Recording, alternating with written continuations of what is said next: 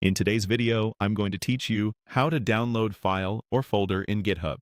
First, open the repository page in your browser. You'll land on the main code view, where the file list and folders are displayed. This is your starting point for browsing and preparing a file to download. Open the readme.md file.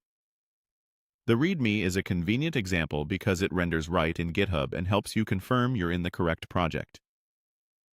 Viewing it also shows you the standard file toolbar that appears above every file on GitHub.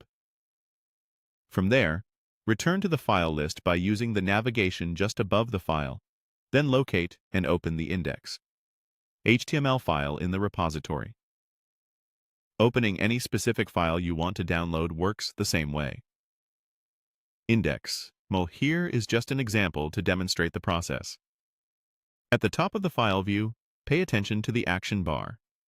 This is where GitHub provides options like raw, blame, and history. We'll use one of these options in a moment to get a clean download of the file's contents. Before downloading, check which version of the code you're viewing. In the upper left area of the code view, you'll see the branch selector, which usually defaults to main.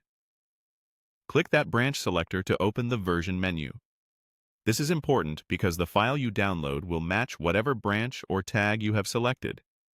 Inside that menu, there are two tabs: Tags and Branches. Open the Tags tab to see any released versions or snapshots the project maintainers have published. Tags are great if you need a specific, unchanging version.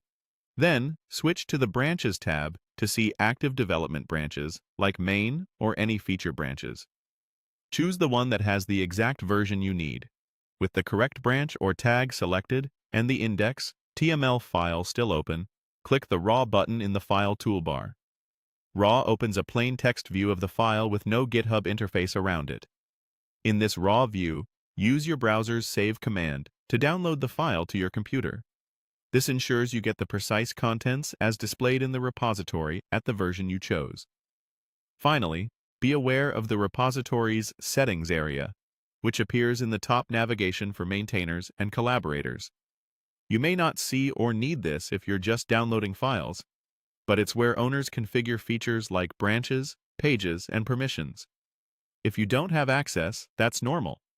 Downloading files as shown above doesn't require any special permissions. And that's it. You've navigated to a repository, chosen the correct version,